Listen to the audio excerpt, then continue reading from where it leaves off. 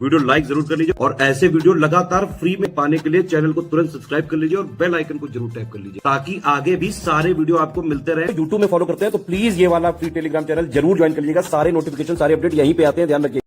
Hello everyone, welcome to study for civil services. I am Ichha Mishra और ये हमारे UP PCS prelims के लिए मोस्ट इम्पॉर्टेंट टॉपिक्स की सीरीज चल रही है। इसमें हम प्रयास कर रहे हैं जो टॉपिक्स आने की संभावना है उनको होलिस्टिकली कवर किया जाए, साथ में उन टॉपिक से संबंधित यूपीपीएससी या फिर यूपीएससी में यदि कोई क्वेश्चन पूछा गया है तो उसको भी यहाँ पर अटैच करने का प्रयास किया गया है। ये जो हमारी सीरीज़ है ये बाइलिंगुअल है, हिंदी और इंग्लिश दोनों में ही ये अवेलेबल है। तो आप किसी भी लैंग्वेज के को फॉलो करते हो, कोई भी आपका मीडियम हो, आप इससे लाभ प्राप्त कर सकते हैं। एंड इसको स्टार्ट करने से पहले मैं आपको बताना चाहूँगी कि आप हमारे पेड ग्रुप से जुड़ सकते हैं। साथ में जो क्रैश कोर्सेज अवेलेबल हैं यूपी पीसीएस के द्वारा कंडक्ट कराए जा रहे एग्जाम्स जैसे पीसीएस, आरओए, आरओ, बीईओ, इन सभी के लिए जो क्रैश कोर्सेज अवेलेबल हैं उनको ज्वाइन कर आप आसानी से अपना सिलेक्शन करवा सकते हैं। इसके साथ ही एचसीएस, बीपीएससी, यूकेपीएससी के लिए भी क्रैश कोर्सेज अवेलेबल हैं, आप उनसे भी लाभ प्राप्त कर सकते हैं। और अगर आपने अभी तक हमारे फ्री टेलीग्राम चैनल को नहीं ज्वाइन किया है तो इससे ज़रूर और जल्द से जल्द ज्वाइन कर लीजिए ताकि चैनल से संबंधित सभी अपडेट्स आप तक ईजिली पहुंच सके।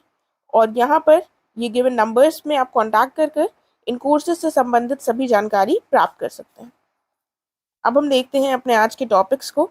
देखिए, कल जो हमने डिस्कशन किया है उसमें हमने हिमालय की जो पीक्स हैं उनको नहीं डिस्कस किया था, लेकिन जो वर्ल्ड की पीक्स हैं सबसे इम्पोर्टेंट वो देखी नहीं, और साथ में हमने देखी थी जो कॉन्टिनेंट्स की जो हाईएस्ट पीक्स हैं वो। तो एक बार हम ये देख लेते हैं हाईएस्ट पीक्स जो हिमालय की हैं, क्योंकि इनसे संबंधित प्रश्न पूछे गए हैं। सबके आपको हाइट लर्न करने की ज़रूरत नहीं है, लेकिन एटलीस्ट टॉप 3 का थोड़ा सा देख लीजिएगा। तो सबसे बड़ी जो पीक है, सबसे ऊंची, वो माउंट एवरेस्ट है नेपाल में, 8848 मीटर्स की ये ऊंचाई है। उसके बाद कंचनजंगा इंडिया में पड़ती है, 8598 मीटर्स इसकी हाइट है, और मकालू नेपाल में पड़ती है, 8481 मीटर्स हाइट है। देखिए, पहले वाला तो पूरा लर्न करिए 8848, उसके बाद ये लगभग 8600 हो गया है, ठीक है, और दूसरी वाली जो है ये लगभग 8500 है। इस तरह से आप याद रखेंगे तो थोड़ा आसान रहेगा। उसके बाद मकालू पीक जो है ये नेपाल में है, और धौलागिरी पीक भी नेपाल में है। नंगा पर्वत इंडिया में है, अन्नपूर्णा नेपाल में है। पीक्स रिपीटेड हैं क्योंकि जो हाईएस्ट पीक्स हैं उनमें से बहुत सारी पीक्स हिमालय की हैं, तो इसीलिए आपको यहाँ पर रेपिटेशन देखने को मिलेगा। नंदा देवी इंडिया में है, कामेत पर्वत भारत में है, नामचा बरवा भारत में है, गुरला मंदाता जो है ये हमारा नेपाल में है, ठीक है। और ये लास्ट वाला भी हमने देख लिया है, गुरला मंदाता नेपाल में है। थोड़ा सा इनको एक बार फिर से देख लीजिएगा, नेपाल वाली एक बार रिवाइज कर लेते हैं।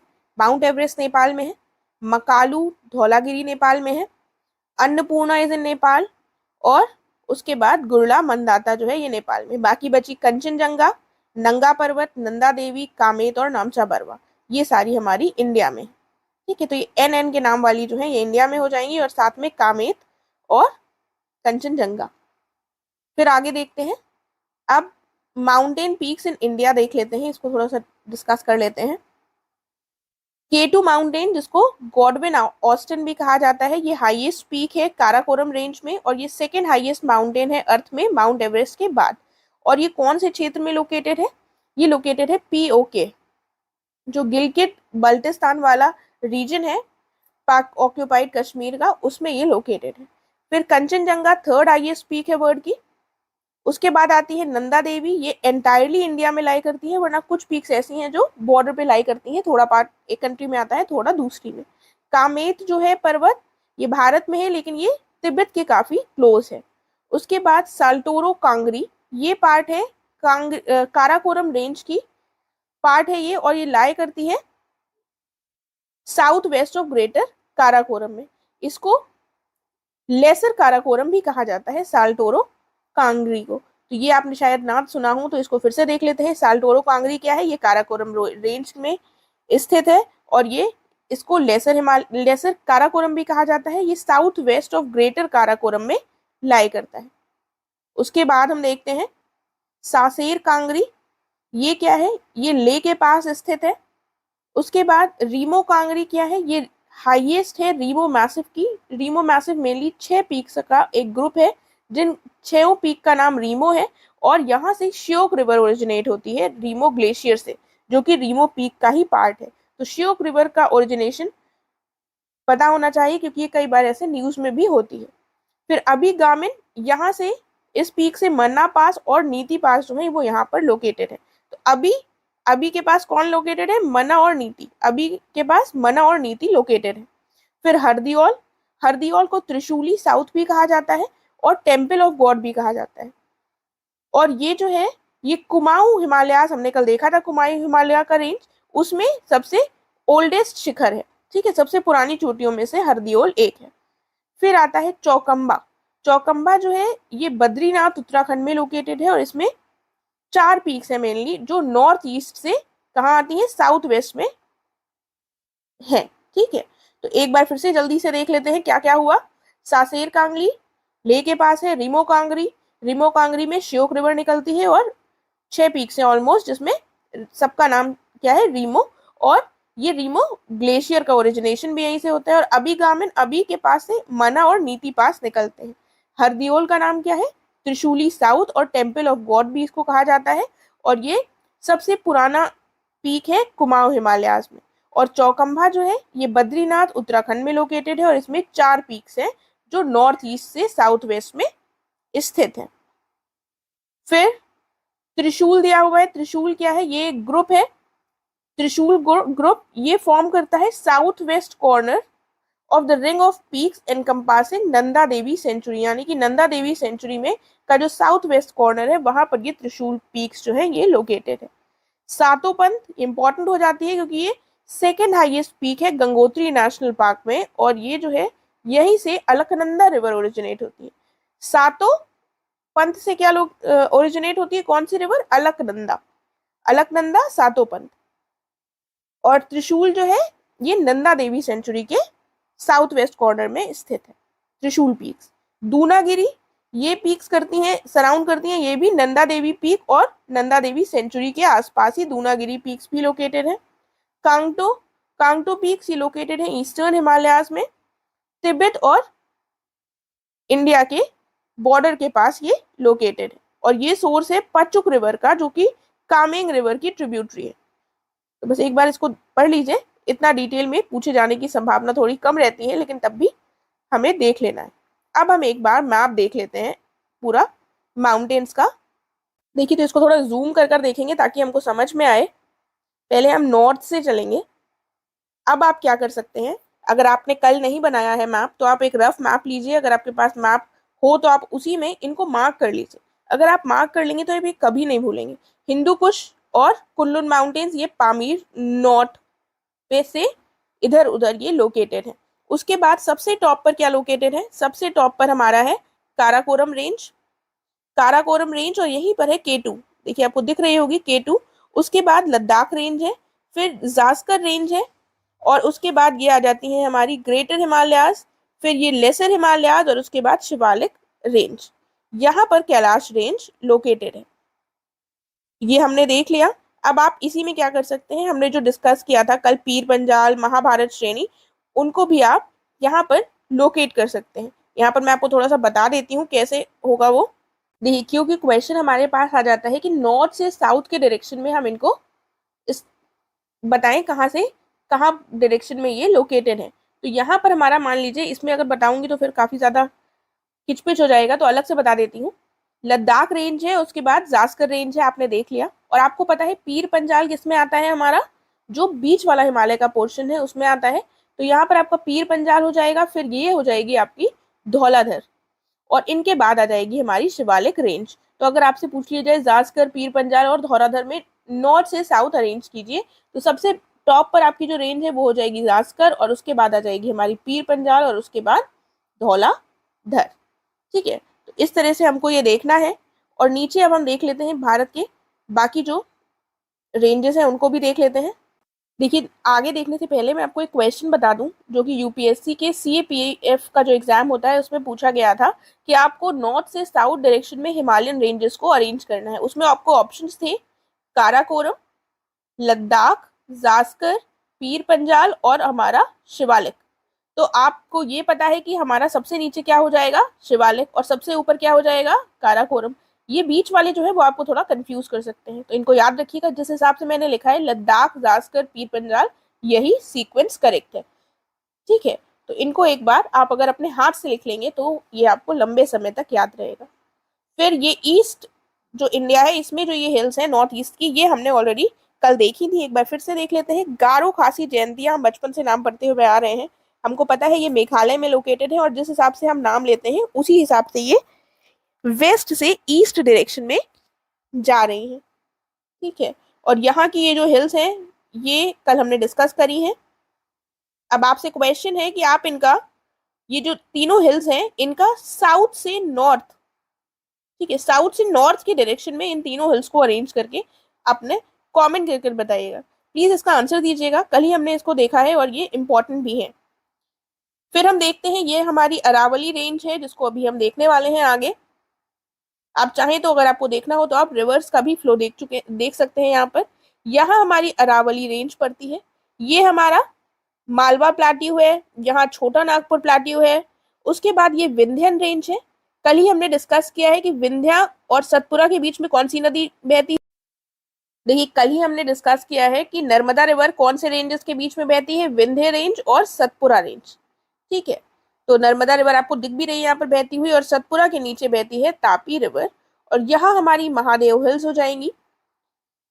ये हमारा हो गया ईस्टर्न घाट्स का पार्ट, ये हो गया हमारा वेस्टर्न घाट्स का पार्ट। रिवर्स भी आप देख सकते हैं। एक चीज यहाँ पर और इम्पोर्टेंट है जिसको मैंने नहीं लिखा है, लेकिन आप यहाँ पर हम अगर देख रहे हैं तो इसको डिस्कस कर लेते हैं, क्योंकि ये क्वेश्चन पूछा जाता है कि ये जो कोस्ट है इसके क्या नाम है। इसके नाम से क्वेश्चन आया है और आसान सा है, इसको एक बार बस देख लेते हैं क्या क्या है। तो ये वाला जो रीजन है हमारा ऊपर वाला ओडिशा वाला, इसको हम, ओडिशा वाले क्षेत्र को हम उत्कल प्लेन कहते हैं। और उसके बाद ये जो हमारा आंध्र प्रदेश वाला जो क्षेत्र हो जाता है वो हमारा हो जाता है नदर्न सरकार्स। और ये बेसिकली यहाँ से लेकर यहाँ वाला जो क्षेत्र है इसको नदर्न सरकार्स कहते हैं, जो आंध्र प्रदेश का से हम डायरेक्टली क्वेश्चन में पूछा जाएगा तो नदर्न सरकार आंध्र प्रदेश के कोस्ट लाइन को कहा जाता है। और उसके बाद ये नीचे हो जाती है हमारी तमिलनाडु और थोड़ा सा आंध्र प्रदेश का पार्ट लेकर कोरोमंडल कोस्ट। तो तमिलनाडु में का जो कोस्ट है वो पूछा जाता है, तो हमें क्या बताना है, कोरोमंडल कोस्ट। यहाँ पर अगर हम देखें तो हमारा केरला पड़ता है, और केरला में जो कोस्ट है वो है मालाबार कोस्ट। कौन सा कोस्ट है केरला का, मालाबार कोस्ट। और उसके बाद जो ये ऊपर वाला क्षेत्र है केरला के, यहाँ का जो ये पूरा रीजन है इसको कोनकान कोस्ट कहा जाता है। क्या कहा जाता है, कोनकान कोस्ट। ये हमारा काठियावाड़ हो जाता है और ये वाला पोर्शन हमारा कच्छ हो जाता है, ठीक है। तो ये थोड़े पॉइंट्स हैं जिनसे प्रश्न पूछे गए हैं, इसीलिए हमने इनको देख लिया है। फिर देखते हैं, देखिए यहाँ पर ये पूरा महाराष्ट्र से लेकर गोवा और कर्नाटका तक पूरा कोनकान कोस्ट भी कहा जाता है, और जो कर्नाटका का कोस्ट है इसको अलग से कन्नड़ कोस्ट भी कहा जाता है, ठीक है। तो ये नाम आपको अगर कहीं लिखा दिख जाए तो कंफ्यूज मत होइएगा। फिर हम देख लेते हैं, एक क्वेश्चन जो पूछा जाता है वो ये है कि जो नीलगिरी है और फिर अन्नामलाई और उसके बाद कार्डमम हिल्स, जिनको इलायची पहाड़ भी कहा जाता है, इनका नॉर्थ से साउथ डायरेक्शन में इनको अरेंज कीजिए। तो जिस हिसाब से मैंने लिखा है यही इसका अरेंजमेंट है, नैक, ठीक है। नीलगिरी हिल्स है, फिर आपको यहाँ पर अन्नामलाई हिल्स दिखेंगी जिसकी पीक कौन सी है, हाईएस्ट, अन्नामुदी, और उसके बाद हमको नीचे सबसे दिखेंगी कार्डमम हिल्स, ठीक है। तो ये नैक याद रखिएगा, ये यहाँ पर लोकेटेड है। तो इस मैप में हमने देख ली है सारी इंपॉर्टेंट चीजें। आप चाहें तो इसका एक बार अपने पास स्क्रीनशॉट रख सकते हैं ताकि आपको रिवाइज करने में आसानी हो। फिर हम आगे बढ़ते हैं, अब हम थोड़ा सा अरावली श्रेणी को देखेंगे, अरावली रेंज। तो अरावली श्रेणी में हम देखेंगे कि ये ओरिजिनेट कहाँ से होती है, गुजरात से होती है, और फिर ये दिल्ली तक पूरा स्प्रेड होती है। और बीच में क्या कौन कौन से क्षेत्र आते हैं, हरियाणा, राजस्थान और गुजरात। इन गुजरात से तो शुरू ही हो गई, हरियाणा और राजस्थान आते हैं, यानी कि गुजरात, फिर आ गया राजस्थान, और उसके बाद क्या आ गया, हरियाणा, और फिर दिल्ली। ये पूरा हमारा अरावली श्रेणी का हमें दिखाई पड़ता है पूरा स्पैन। उसके बाद ये टर्मिनेट होती है, यानी कि एंड होती है दिल्ली रिज पर। और दिल्ली जो रिज है इस पर किस चीज का निर्माण हुआ है, राष्ट्रपति भवन का हुआ है। बेसिकली दिल्ली रिज नहीं, रायसीना हिल्स, रिज भी पहाड़ी शब्द पहाड़ों के लिए यूज होता है, और रायसीना हिल्स पर, जो कि किसका पार्ट है, अरावली रेंज का पार्ट है। और आपको पता है अरावली रेंज जो है ये समय के साथ एकदम रेसिडुअल माउंटेन में कन्वर्ट हो चुकी है, यानी कि एक तरह से ये घिस घिस कर समाप्त हो चुकी है काफी हद तक। तो रायसीना हिल्स का जो पार्ट है इसी में बना हुआ है राष्ट्रपति भवन, और काफी सारी जो गवर्नमेंट बिल्डिंग्स है वो इसमें बनी हुई है। तो अभी आपको पता है एक रायसीना हिल्स डायलॉग होता है जिसको इंडिया कंडक्ट करता है। तो रायसीना हिल्स डायलॉग के बारे में थोड़ा सा हम शायद डिस्कस कर चुके हैं, मुझे एग्जैक्टली नहीं याद है, लेकिन मैं आपको थोड़ा सा रायसीना हिल्स डायलॉग के बारे में बता देती हूँ कि इनकेस उससे कुछ क्वेश्चन आ जाए तो हम देख सके। तो रायसीना हिल्स डायलॉग जो है ये एक मल्टीलेटरल कॉन्फ्रेंस होती है जो कि प्रत्येक वर्ष न्यू दिल्ली में कंडक्ट करवाई जाती है, और ये 2016 से कंडक्ट करवाई जा रही है।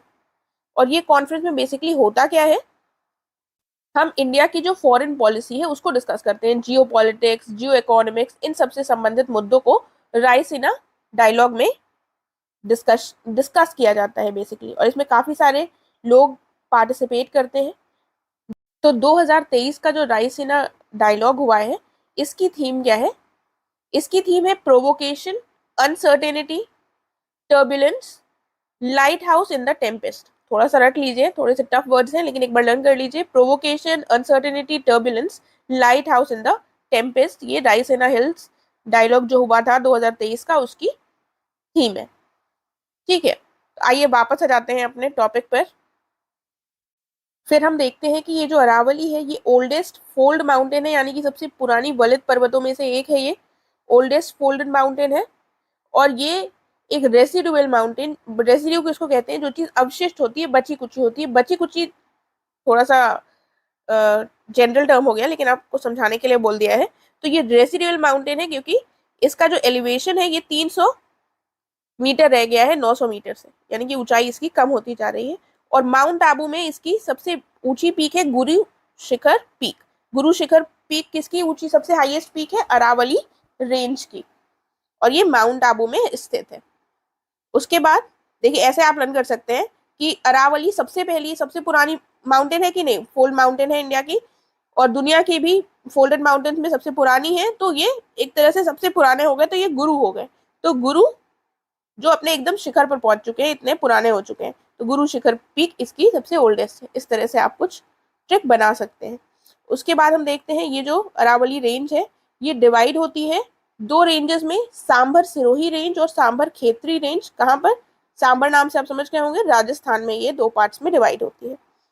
उसके बाद हिडन पार्ट जो है अरावलीज का ये एक्सटेंड करता है दिल्ली से हरिद्वार के बीच में, यानी कि अब जो पार्ट दिखाई नहीं पड़ता है वो उसका एक्सटेंशन कहाँ से है, दिल्ली से लेकर हरिद्वार तक, और ये एक डिवाइड क्रिएट करता है गंगा और इंदस के ड्रेनेज सिस्टम में। आपको पता है गंगा इधर बहती है और इंदस ऊपर बहती है, तो इनके बीच में अरावली का जो हिडन पार्ट है वो एक तरीके से इनके ड्रेनेज के बीच में डिविजन पैदा करता है। देखिए ऐसे तो इम्पोर्टेंट नहीं है इतना, लेकिन ऐसे स्टेटमेंट में क्वेश्चन आ जाते हैं और हमको नहीं पता होगा तो हम उसको सही नहीं कर पाएंगे। अरावली से ही लूनी, बनास और साबरमती नामक नदियां ओरिजिनेट होती हैं। फिर हम देखते हैं विंध्यान रेंज। विंध्य श्रेणी जो है ये एक्सटेंड करती है गुजरात में भरूच से लेकर बिहार में सासाराम तक, पूरा इसका एक्सटेंशन है, और ये कंपैरेटिवली यंगर है सतपुरा रेंज से और अरावली हिल से। और यहाँ पर हम देखते हैं चंबल, बेतवा, धसन, केन, तमसा, काली सिंध, पार्वती, ये जो रिवर्स हैं ये विंध्यान रेंज से ही ओरिजिनेट होती हैं। और पन्ना रेंज जो है ये विंध्या रेंज का ही पार्ट है जो हमें बुंदेलखंड के क्षेत्र में देखने को मिलता है, पन्ना रेंज। फिर कैमूर हिल्स जो है ये ईस्टर्न पोर्शन बनाती है विंध्यन रेंज का, और ये स्टार्ट कहाँ होती है, कटंगी में, जो कि जबलपुर मध्य प्रदेश में स्थित है, और आगे तक कहाँ तक जाती है, सासाराम बिहार तक जाती है। तो कैमूर हिल्स कौन सी रेंज का ईस्टर्न पोर्शन बनाती है, कैमूर हिल्स ईस्टर्न पोर्शन बनाती है विंध्यन रेंज का, राइट। फिर सतपुरा रेंज आता है, यानी कि सतपुरा श्रेणी। तो ये बेसिकली तीन मुख्य पहाड़ों का वो है, ये हिल्स का कौन कौन से है, सतपुड़ा, महादेव और मैकाल हिल्स। तो महादेव हिल्स जो है ये लाई करते हैं ईस्ट ऑफ सतपुरा में, यानी कि सबसे पहले ईस्ट में महादेव आ गए। उसके बाद Pachmarhi is the highest point of Satpura range. Pachmarhi जो है ये सबसे हाईएस्ट पॉइंट किसका है, सतपुरा श्रेणी का। और धूपगढ़ जो है ये हाईएस्ट पीक है पंचमरी श्रेणी की। तो एक तरीके से सतपुरा श्रेणी का अगर आपसे पूछा जाए हाईएस्ट पीक कौन सी है तो वो हो जाएगी धूपगढ़, राइट। उसके बाद हम देखते हैं महादेव हिल्स के बाद कौन सी आती है, मैकाले हिल्स। देखिए थोड़ा सा इसी के ऊपर लिख दिया है, समझने का प्रयास कीजिएगा। मैकाले आ गई, महादेव आए, फिर मैकाले आ गए, और उसके बाद हम देखते हैं अमरकंटक प्लेट्यू जो है ये मैकाले हिल्स का ही पार्ट है। किसका पार्ट है, मैकाले हिल्स का पार्ट है अमरकंटक प्लेट्यू।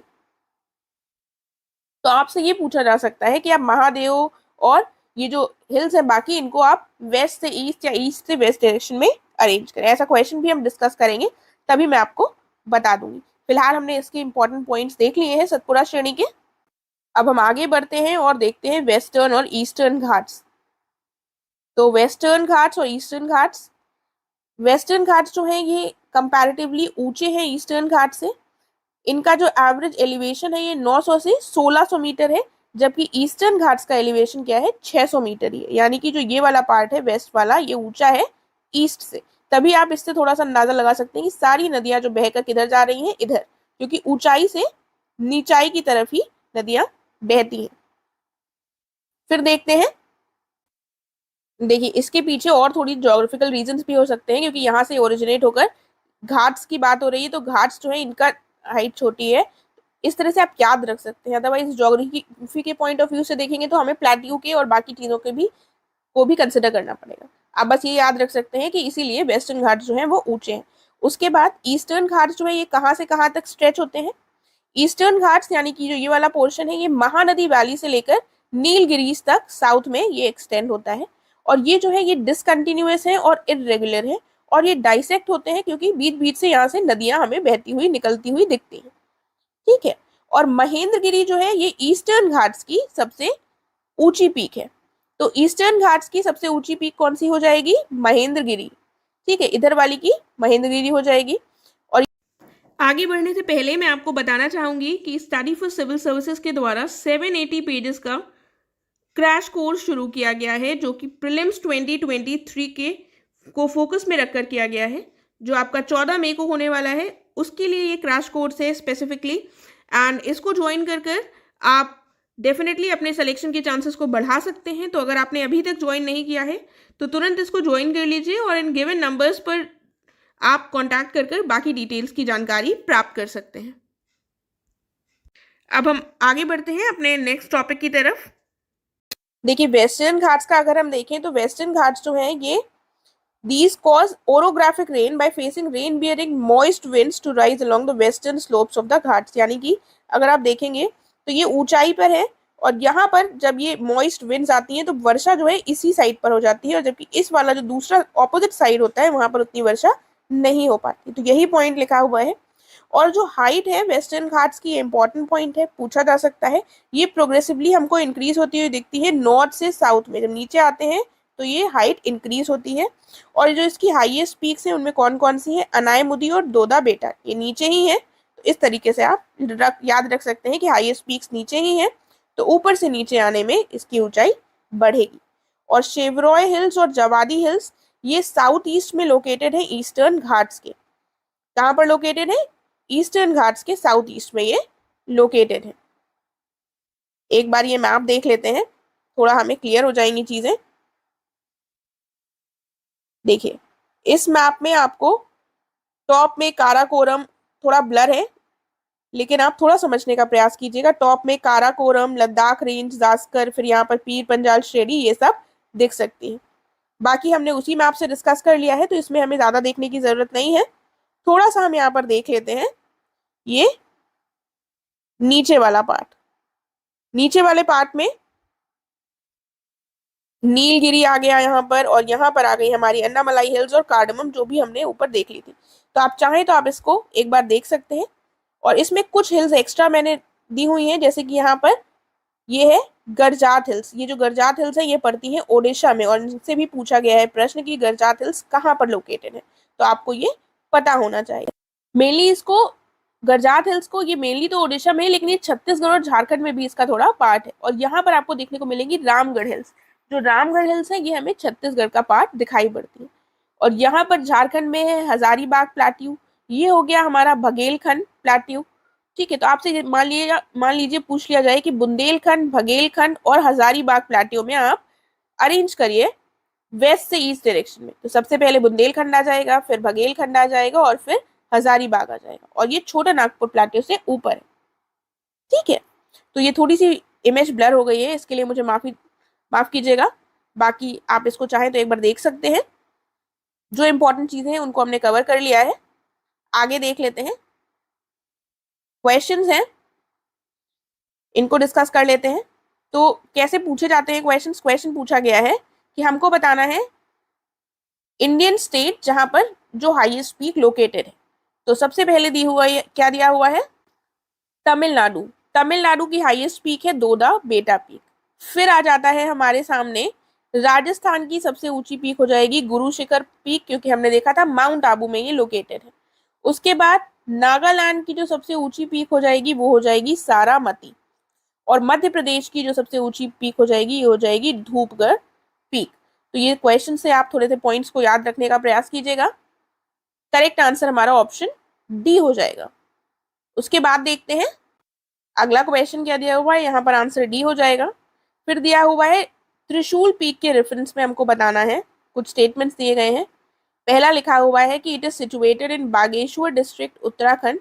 ये जो पीक है इसकी हाइट है 7500 मीटर से ऊंची। तो देखिए थोड़ा ये टफ क्वेश्चन होता है क्योंकि इतनी डिटेल से हम नहीं देखते हैं, तो इस क्वेश्चन को थोड़ा याद रखिएगा इन केस क्वेश्चन रिपीट हो जाए तो हमें ये पता हो। तो ये बिल्कुल सही है कि त्रिशूल पीक बागेश्वर डिस्ट्रिक्ट में ही लोकेटेड है, लेकिन ये 7000 मीटर से ऊंची है, ना कि 7500 मीटर से। ठीक है, तो करेक्ट आंसर क्या हो जाएगा हमारा? केवल ऑप्शन ए करेक्ट होगा यहाँ पर। अगला देख लेते हैं। क्वेश्चन है निम्नलिखित में से कौन सी भारत की सबसे दक्षिणी पहाड़ी श्रृंखला है? तो ये हम अभी देख चुके हैं, नीलगिरी, सिरुमई, नल्ला मल्ला या फिर कार्डमम। कौन सी हो जाएगी सबसे दक्षिणी? तो सबसे जो दक्षिणी है वो हो जाएगा हमारा इलायची पहाड़ियां, यानी कि कार्डमम हिल्स। यहाँ पर ये सिरुमई नहीं है, सिरुमलाई है। ठीक है, सिरुमलाई हिल्स जो है ये हमारी लोकेटेड है, कहाँ पर लोकेटेड है? तमिलनाडु में। इनको याद रखिएगा। और नल्ला मल्ला हिल्स आंध्र प्रदेश में लोकेटेड है। इनकी लोकेशन आपको पता होनी चाहिए। फिर अगला प्रश्न है, यहाँ पर आंसर डी होगा। दिया हुआ है which of the following is the highest peak in south India. तो कौन सी हाईएस्ट पीक है दक्षिण भारत की? तो दक्षिण भारत की हाईएस्ट पीक अन्नामुदी, दोदा बेटा, अमरकंटक या महेंद्रगिरी में से कौन सी है? अन्नाई मुदी, ये हाईएस्ट पीक है दक्षिण भारत की। ऑप्शन ए करेक्ट होगा। फिर प्रश्न है which of the following peak is not located in India. तो यहाँ पर क्या देख लेते हैं, ऑप्शंस दिए हुए हैं गुरला, मंदाता, नामचा बरवा, कामेत और नंगा पर्वत। देखिए यहाँ पर जो करेक्ट आंसर होगा वो तो गुरला मंदाता होगा, लेकिन आयोग के द्वारा ए और बी दोनों ही ऑप्शंस को करेक्ट माना गया था। ठीक है, फिर हम देखते हैं अगला प्रश्न, आगे बढ़ते हैं। ए और बी करेक्ट हो जाएगा यहाँ पर। फिर आगे जो दिया हुआ है प्रश्न वो क्या है? इसमें हमको बताना है कि मध्य भारत में जो स्थित पहाड़ियां हैं इनको पश्चिम से पूर्व की दिशा में हमको सही क्रम में लगाना है। तो पहला ऑप्शन है मैकाले, सतपुड़ा, महादेव, छोटा नागपुर। सतपुड़ा, महादेव, मैकाल, छोटा नागपुर, या फिर मैकाले या मैकाल, महादेव, सतपुड़ा, छोटा नागपुर, और अंत में सतपुड़ा, महादेव, छोटा नागपुर और मैकाल। तो करेक्ट आंसर हमारा यहाँ पर क्या हो जाएगा? करेक्ट आंसर हमारा यहाँ पर हो जाएगा ऑप्शन बी। देखिए मैंने आपको बताया सबसे पहले महादेव है, फिर मैकाल है, लेकिन इससे भी पहले सतपुड़ा है और उसके अंत में सबसे छोटा नागपुर है। आप चाहें तो एक बार वापस जाकर मैप में देख सकते हैं, तो आपको ये याद रहेगा। ऑप्शन बी करेक्ट है यहाँ पर। फिर आगे प्रश्न दिया हुआ है हिमालय पर्वत श्रेणी के संबंध में हमको बताना है कौन सा कथन सही है। पहला दिया हुआ है sedimentary rocks of the great Himalayas are poor in fossils, यानी कि जो मुख्य हिमालय वाला पार्ट है ये जो है ये परतदार चट्टाने हैं और ये जीवाश्महीन है। दूसरा है लघु हिमालय की परतदार जो चट्टाने हैं इसमें समुद्री जीव जंतुओं के जीवाश्म मिलते हैं। उसके बाद है लघु हिमालय क्या हो गया? लेसर हिमालय। उसके बाद है जो शिवालिक वाला रेंज है, यहाँ पर हमको ह्यूमन सिविलाइजेशन के साक्ष्य मिलते हैं। तो दूसरा और तीसरा बिल्कुल सही है। पहला गलत हो जाएगा क्योंकि सेडिमेंट्री रॉक्स में ऐसा नहीं है कि वहां पर, देखिए यहाँ पर करेक्ट आंसर ऑप्शन बी हो जाएगा, क्योंकि ऐसा नहीं है कि ये जो सेडिमेंट्री रॉक्स है ग्रेट हिमालयाज में ये फॉसिल्स में पुअर है, ऐसा नहीं है, इसीलिए ये ऑप्शन बी करेक्ट होगा यहाँ पर। आगे बढ़ते हैं। फिर क्वेश्चन दिया हुआ है, identify the correct sequence of following hills from west to east. West से ईस्ट की तरफ हमको लगाना है। यहाँ पर जातियों वाला जो वर्ड है इसको हटा दीजिएगा। आपको पता है गारो, खासी, जयंतिया, ये तो हम जिस हिसाब से बोल रहे हैं उसी क्रम में है। और उसके बाद नागालैंड में नागा हिल्स। तो कौन सा ऑप्शन करेक्ट होगा? ऑप्शन सी हमारा यहाँ पर सही हो जाएगा। Option C. देखिए, आपने अगर एक बार सही से मैप देख लिया है तो ये प्रश्न आपको आसान लगेंगे, अदरवाइज ये थोड़े टफ हो जाते हैं। उसके बाद इंडियन पेनिनसुला की हाईएस्ट पीक कौन सी है? उतकमंडलम, अनाईमुडी, दोदा बेटा या फिर महाबलेश्वर? तो इसका आंसर भी आपको पता है, हमने एक ऐसा क्वेश्चन किया है। Option B, Anamudi highest peak है पेनिनसुला भारत की। ऑप्शन बी करेक्ट है। अगला क्वेश्चन है, अब हमें बताना है इनमें से कौन सी हिल्स सिचुएटेड है कर्नाटका, केरला और तमिलनाडु के मीटिंग पॉइंट में? अन्नामलाई हिल्स, पालनी हिल्स, नंदी हिल्स या फिर नीलगिरी हिल्स? तो करेक्ट आंसर है नीलगिरी पहाड़ी जो है ये इन तीनों राज्यों के मीटिंग पॉइंट पर स्थित है। करेक्ट आंसर यहाँ पर ऑप्शन डी होगा। अब इनको हमको इन हिल्स को ऑर्डर में लगाना है साउथ टू नॉर्थ। ये जरूर पढ़ लीजिएगा कि कौन से क्रम में अरेंज करना है। सतमाला हिल्स, कैमूर हिल्स, पीर पंजाल रेंज और नागा हिल्स। देखिए, सबसे पहले साउथ की बात हो रही है, हमें साउथ से लगाना है। हमें कैसे लगाना है? साउथ से नॉर्थ लगाना है। तो सबसे ऊपर तो हमारी हो जाएगी पीर पंजाल रेंज। तो अगर सबसे लास्ट में पीर पंजाल दिया हुआ है 3, तो हमारा करेक्ट आंसर वही हो जाएगा। इस तरह से हम अपना आंसर बिना सारे को देखे और अगर में नहीं भी पता हो तब भी निकाल सकते हैं। तो सबसे साउथ में कौन सी हो जाएगी? सतमाला हिल्स। उसके बाद कौन सी होगी? कैमूर हिल्स। और उसके बाद नागा हिल्स। और सबसे नॉर्थ में हो जाएगी हमारी Pir Panjal range. Option B correct होगा। फिर हम देखते हैं अपना करंट अफेयर का टॉपिक। करंट अफेयर के टॉपिक में हम देखेंगे कि जो कॉन्फ्रेंस हुई है एक disaster resilient infrastructure, CDRI, conference on disaster resilient infrastructure जिसका फुल फॉर्म है, इसकी एक इंटरनेशनल कॉन्फ्रेंस हुई है, इसलिए ICDRI लिखा हुआ है। इसकी 5वीं कॉन्फ्रेंस को प्रधानमंत्री के द्वारा संबोधित किया गया है। बेसिकली ये एनुअल इंटरनेशनल कॉन्फ्रेंसेस होती हैं। ये CDRI में, सॉरी यहाँ पर कॉन्फ्रेंस लिखा हुआ है लेकिन ये इसका फुल फॉर्म में आएगा आपके coalition for disaster resilient infrastructure. तो इसका मतलब क्या हुआ कि जो भी डिजास्टर्स आते रहते हैं जैसे कि अर्थक्वेक, फ्लड्स, तो ऐसे में जो भी हमारी बिल्डिंग्स हैं, पब्लिक बिल्डिंग्स हैं, जो हमारे पावर हाउसेस हैं, टेलीकम्युनिकेशन सिस्टम है, इनका जो इनका इंफ्रास्ट्रक्चर हो वो काफ़ी स्ट्रांग हो, ताकि अगर कोई ऐसा डिजास्टर आता है तो उसमें कोई बाधा उत्पन्न ना हो। ठीक है, तो ये इसका बेसिकली मेन मोटो है। इंडिया के द्वारा इस कोएलिशन को क्रिएट किया गया था। 2016 में एशियन मिनिस्ट्रियल कॉन्फ्रेंस हुई थी। उसी समय में 2000, इसके बाद इस कॉन्फ्रेंस के पश्चात 2016 में भारत के द्वारा इसको अनाउंस किया गया था। तो ये इसलिए ये और इम्पोर्टेंट हो जाता है। और इसके साथ साथ हम देखते हैं एक सेंडाई फ्रेमवर्क है। इससे भी प्रश्न पूछा गया है कि सेंडाई फ्रेमवर्क का संबंध किससे है? तो इसका संबंध है डिजास्टर रिस्क रिडक्शन से। 2015 से 2030 के लिए इसको लाया गया था। और ये आइडेंटिफाई क्या करता है कि हमें कहाँ इन्वेस्टमेंट करनी चाहिए जिससे डिजास्टर रिस्क जो है वो रिड्यूस हो सके और हम बिल्ड बैक बेटर, यानी कि हम वापस से बेहतर बनाने का प्रयास कर सकें, इसका ये लक्ष्य है। उसके बाद इंफ्रास्ट्रक्चर रेजिलियंस एक्सेलरेटर फंड जो है ये 2023 में अनाउंस हुआ है। और ये क्या करेगा? ये फाइनेंशियल रिसोर्सेज प्रोवाइड करेगा CDRI को। तो ये जो इससे संबंधित इंपॉर्टेंट पॉइंट्स थे वो हमने देख लिए हैं। अगर आपको कोई डाउट या क्वेरी हो तो आप पूछ सकते हैं कमेंट करके। अब हम मिलेंगे अपने नेक्स्ट वीडियो में। Thank you so much. और अगर आपको अच्छा लगा है तो प्लीज़ अपने फ्रेंड्स के साथ ज़रूर शेयर कीजिएगा और इस वीडियो को ज़रूर लाइक कीजिएगा। Thank you.